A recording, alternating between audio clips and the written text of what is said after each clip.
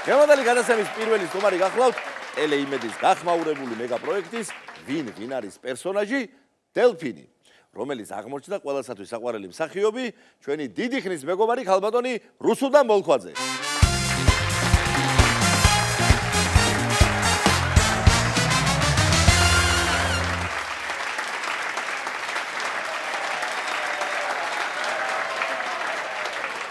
შემოგვირფასო.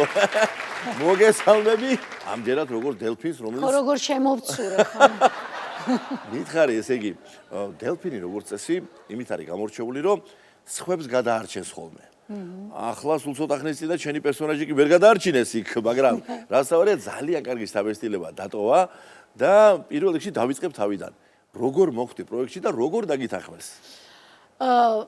იცი რა, აი რომ დამირეკეს შემომთავაზეს რაღაცნაირად ადვილად დამითანხმეს, იცი? იმიტომ რომ ისე მოხდა, რომ მე თავიდან რაღაც მოხდა, რომ არ უყურებდი ამ წინა სეზონებს და ჩაერთო დედაჩემი. და ძალიან ეს იყო, ჩართული იყო მოკლედ რა და მე რაღაც 1-2 მითხრეს, რომ აიო, შენო გახსენესო იქაო, ანუ დეტექტივები. წინა სეზონებში სხვადასხვა პერსონაჟის კვლევა რომ მიდიოდა და რაღაცა რამდენჯერმე მახსენეს. ნუ მეც დავინტერესდი და ჩავერთე და რაღა დაგიმალოდე, რომ ჩავერთე უკვე აი ძალიან ესეთი აზარტულია თავისთავად ეს ყველაფერი და დამაინტერესა ხო და მე რომ დამირეკეს რომ აი იქიდან ვართო ვინ არის და ნუ უკვე მივხვდი რაშიც იყო საქმე და დიდი დაყოლიება არ დაჭირდათ, იმიტომ რომ პირველი რაც გავიფიქრე რომ ეს დედაჩემი რო არის ესე ჩართული და აი ხა აი რა იქნება რომ უცებ ერთ დღეს როცა იქნება ხო მოვიხსნე ამ ნიღაბს და რა რეაქცია იქნება მას ხო? რა რეაქცია იქნებოდა დედაჩემს ხო და აი ამის ხათრით ძალიან ბევრი აღარ ნასმიქნია მიმსჯელია და დავთანხმდი და თან კიდევ ეს ინტრიგა რაღაცნაირად მომწონდა, იცი, რაღაც დამაინტერესა რაღაცნაირად გამოცადო შენი თავი სხვა სიტუაციაში იქ სიმღერაც ეკვა. ნუ ცოტა გული დამწყდა იმ ხრივ, რომ მე კი არ ვიყავი განწყობილი, ხა საერთოდაც ვფიქრობდი, რომ შეიძლება პირველივე დღეს გავარდე, ეგ ისეთი ის არის თამაშია და რაღაც, მაგრამ აი უკვე რომ მოირგე უკვე კოსტიუმი და უკვე რომ იმიტომ პირველ ჯერზე ცოტა რთულია. ჯერ გარემო ისეთი უცებ რაღაციდან განათებენ, ვერ ხვდები სადა ხარ და მე რომ ნელ-ნელა მოირგებ და უკვე შეგიძლია რომ ამ დელფინის მითი მოძრაო იყო შიგნით და რაღაცა ამ დროს დამიქნიეს ხელი თუ მე დაუქმე. ხო და დღეს ვამბობდი რომ რაღაც ეთყობა ტანმა მიგრძნო და ბოლოს სიმღერის დროს ესე მომტრიალდი და ესე გამოვემშვიდობე. კი, ჩანდა სხვადასხვა ზე კადრში. ეხლა დედა ახსენე შენ და დასაკუთრებული პატივისცემით მოვიკითხავ მას. არა მხოლოდ იმიტომ რომ 102 წლის ქალბატონი ბრძანდება თბილისის საპატიო მოქალაქეა და თან ჰქონდა პატივი რომ ერთად აგვირჩიეს ზედმეტი წელს და არაჩვეულებრივი. მითხარი როგორ მოხდა ეს ყველაფერი ეს სახში როდესაც ისხედით და როცა შენ მოიხსენი და მეორე რამეს მაინტერესებს, იმიტომ რომ შენი მეორე ოჯახი ეს ყველა ვიცით შენმა მეგობარმა და ახლობელმა არის თუმანიშვილის თეატრი. ამ ორ ოჯახს რანაირად მოახერხე და დაუმალე ეს შენი დელფინობა? ნუ ისე ძალიან მიჭირდა სხვათა შორის, მაგრამ ნუ ვალდებულება იყო და პირობა არის ასეთი თავიდანვე და ეს ძალიან გასაიდუმლოებული არის და აი ზუსტად ეს გასაიდუმლოება მხიბლავდა, რომ აი რაღაცას რომ საიდუმლო რო გაქდა ხო და რომ მე აი რო აღმოჩნდება და ნუ თეატრში ხო ეს ჩვენები ხო გაგიჟდნენ ყველამ სათითაოდ მომწერა შენ მიღა. მაგრამ ნუ ყველაზე მეტად მაინტერესა დედაჩემი და ერთად ხედვარ და უყურებთ. ხო ვიცი რომ ის დღე არის რომ მე უნდა ასე ვთქვათ გამოვიდე და მოვიხსნა ეს ნიღაბი და მოვამზადე მანამდე დავტენე ეს ტელეფონი რომ უცებ არ დამიჯდა შუა. ხო და მოვამზადე ესე კარგად და ვიღებ და არა აქ არანაირი რეაქცია უყურებს ესე და უცებ მეუბნება ვაიმე როგორ გგავს ეს ქალი შენ? ეს ქალი როგორ გგავს შენ?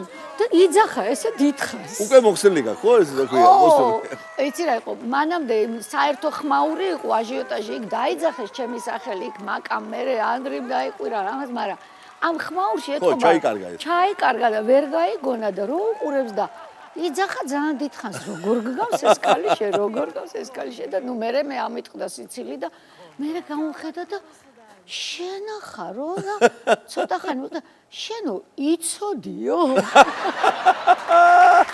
იცოდი გადასწრებული. ისე დაიბნა, ისე დაიბნა. იცოდი და მე უკვე გამებუტა რომ როგორ დამიმალეო. არა და მთელი ხიბლი ამას არ არა მე ვთხარ ხა რო არ დამემალა მეთქი ხა მთელი ინტერესი ეგ იყო და საერთოდაც მაგის ხათრით წავედი რომ შენი სახე დამენახა მეთქი და ხო და ნუ მოკლედ ძალიან სახალისო იყო რა თქმა უნდა. როზიკო რა მინდა კითხო. მოდი გავუყვეთ რეტროსპექტულად ასე ვთქვათ. აი ამ შენ გზას, იმიტომ რომ მინდა მაყურებელმა კიდევ ერთხელ ამჯერად ჩვენი შოუს მაყურებელმა მიადევნოს თვალი ამ დელფინის მიერ გავლილ გზას. დიდიც ახლა არაფერი გზა არ იყო, ძალიან მოკლე გზა იყო, უფრო 100 მეტრიანი გავირბინე თუ რა ქვია ეს უცებ პატარა. მესამე ეპიზოდი იყო, ხო? მესამე ეპიზოდი იყო, კი. ხო, პირველი სიმღერა იყო ჩვენი საყვარელი ეკა კახიანის სიმღერა, ეკას და ნინის სიმღერა. ესეთი ჰიტი, მოკლედ, რაღაცა მშვენიერი, მაგრამ რა იყო, იცით, ეს მაინდა-მაინც ეს არ იყო ჩემ ხასიათში, რომ აი დაუშვათ მე რომ მომინდებოდა რომ მემღერა, ან არც მომივიდოდა აზრად, რომ ეს მე ჩემი არჩევანი რო ყოფილიყო. მიუხედავად რომ ძალიან მომწონს სიმღერა და ნუ ეკა ხო ძალიან მიყვარს და ნინიც რა თქმა უნდა, მაგრამ არ გამახსენდებოდა მე თვითონ. მაგრამ აქ ზუსტად ეს ამიხსნეს მე რომ ჩვენ ხო ეს სერიოზული შენიღბვა გვჭირდება ამის. სწორედ ამაზე გათვლა რომ რასაც ნაკლებად წარმოიდგინე. სწორედ ეს არის გათვლა რომ აი რეპერტუარსაც ისეც ვარჩევთ რომ აი ზუსტად იმითი დავაბნიოთ ეს ჩვენი ექსპერტები რომ დეტექტივები რომ ვერ მიხვდნენ აი რეპერტუარითაც კი არა მარტო გარეგნობით და არა მარტო იმ მინიშნებებით, არამედ აი იმ სიმღერებით და რაღაცა და მოკლედ ძალიან დიდი ხალისით და სიამოვნებით ვიმღერე ესა ჩავწერეთ ეს პირველი აქვე არ მინდა გამოვჩეს არაჩვეულებრივი ნინოს და ანის გოგოები ვინც იქ მუშაობდნენ ამ ხმის ჩამწერ სტუდიაში ვისთან ერთადაც ვამუშავებდით სიმღერებს და მეხმარებოდნენ ნინა წითლაური და ანა ჭუმბურიძე შესანიშნავი პროფესიონალები არაჩვეულებრივები და მთელი გუნდი აღარ ვლაპარაკობ გასაგიჟებელ თეატელიაზე და ალბათონ ნინოზე ვისთან ერთადაც იქმნებოდა ეს კოსტიუმები და ცალკე აჩიკო და ედი და რა ვიცი ნინუცა რომელიც ჩემი მთავარი მესაიდუმლე იყო ყველა ძალიან მაღალი რანგის პროფესიონალები თავის საქმის და მისასალმებელია ეს და შოუსაც ეთყობა რომ ყველა თავის საქმეს აკეთებს ძალიან მაღალ დონეზე კი ეს კი პირველი იყო ეკა კახიანის სიმღერა მეორე რა იყო ეკა სიმღერა მეორე იყო აბას ცნობილი ეს მამამია აი ხო ვცდილობდით რომ დაგვებნია ეს ჩვენი ისინი მაყურებელი და ამიტომ ვცდილობთ რომ რაღაც ისეთი მოძრაობები გაგვეკეთებინა ჯერ წავედით რომ ვაფიქრებინოთ რომ თინეიჯერია ეს ვიღაცა შიგნით ვინზის რაღაცა უფრო აქტიური ისინი მოძრაობები ყოფილიყო და რაღაცა პლასტიკა და რაღაცა მერე პირველივე იმის მერე თქვეს რომ ესო მგონიო ბალერინა არისო ახლა რო ჩავავლეთ რომ ვითომ ბალერინა არის, მოდი ბალერინასკენ წავიდეთ და საერთოდ ხო და გაუღრმავოთ ეს ეჭვი რომ ბალერინა არის და ძალიან გამიხარდა ირმა ნიორაძეს რო შემადარეს. ეტი შედეგი რა უნდა იყოს? თვითონ ირმა ნიორაძეს რამდენად გაუხარდებოდა და ეგ არ ვიცი, მაგრამ მე ძალიან ვფიქრობ ნამდვილად გაუხარდებოდა მასაც. ხო და აი ეს იყო მეორე. ანუ იცით როგორ იყო შემოთავაზება უკვე თავიდან შენ როცა მიდიხარ ისინი უკვე გთავაზები ანუ შენზე უკვე ნაფიქრია სიმღერაც ნაფიქრია დადგმაც სიუჟეტიც რაც იქ უნდა გათამაშდეს შენ გრჩება მხოლოდ ის რომ ერთი დრო არის ცოტა ხო და ამიტომ გრჩება ის რომ მოკლე დროში აითვისო ეს ყველაფერი და სიმღერა ისწავლო და ნუ მე ჩაწერო მე ეს ცეკვა იქნება თუ რაღაც ქორეოგრაფიული ნაწილი და ამიტომ ეს ყველაფერი უკვე გამზადებული არის და ძალიან ოპერატიულად მუშაობს მთელი გუნდი. ნუ იქ რაღაცა შევეცადე მაინც რომ მე ცოტა უფრო აქტიური ყოფილიყო ეს პერსონაჟი იქ რაღაცა უფრო მე ხვანცალებდა ეს ჩვენი დელფინი აი ამ მეორე ნომერში. მესამე მესამე შედარებით უფრო იოლად მოხდა, იმიტომ რომ იქ ბევრი არაფერი არც საცეკვაო იყო და არაფერი უბრალოდ არ ნავში ჩავჯექი ბატონო პანდასთან ერთად და სიმღერაც ძალიან საყვარელი Something Stupid ძალიან კარგი სიმღერა, ადვილი იყო ეს ჩვენთვისაც ნაცნობი თემა არის და ძალიან ადვილად მოხდა ეს ყველაფერი. მე კი უფრო მეტი თავგადასავალი მინდოდა. მე მინდოდა რომ რთულად ყოფილიყო ეს ყველაფერი, რაღაცა დამეძლია, რაღაც ისეთი გამეკეთებინა, რაც აქამდე არ გამიკეთებიან, გავფრენილიყავით საში ან ზღვაში ჩავხტარიყავი ან იქ მაინც გამეცურა კაცო, რახან დელფინი ისე არ ვიცი ცურვა, მაგრამ დელფინის ხატრით მაინც გამეცურა.